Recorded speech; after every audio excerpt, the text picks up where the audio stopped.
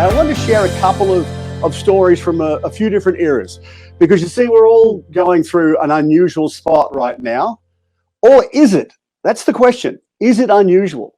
And the answer is no, it's not really, because we've lived this before. We've just lived it under different circumstances. And I can recall going back to 1987 when I first got into business.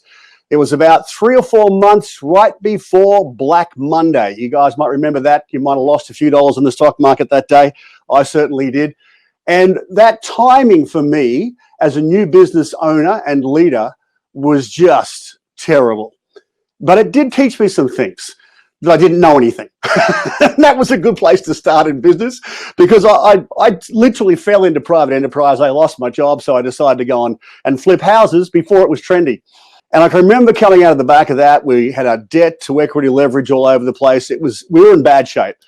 And over the course of the next couple of months, it cost me about $250,000 to dig my way out of it. And I thought, this is going to happen again. And I need to be ready for it, because it will come around again some way, shape or form. What am I going to do when it does? And I started to make myself a few notes so I'd prepare myself for a position like we're experiencing right now. Because you see, today is not much different to 1987 or the Asian crisis of 97 or the tech wreck or the GFC. It's just been brought on by something different. It's a different catalyst. And what it does to us as business owners, it reminds us of some of the resilience that we've had to have over the last 2 or 3 decades, and the things we've done to get back on the horse and get back and get busy again.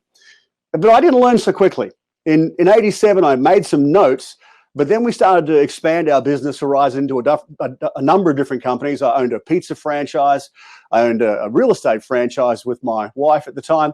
And we had an advertising agency, and we were still flipping properties, a diverse range of businesses.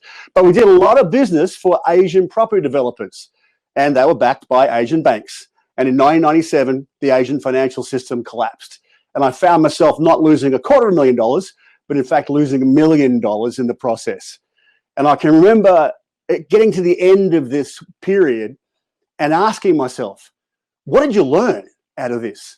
And the answer was clearly not a lot, because we'd still lost a bunch of money. I was not making any difference to the outcome, because I was going into the same crisis with the same mindset, with the same actions, and expecting that we're going to have a different result on the way through.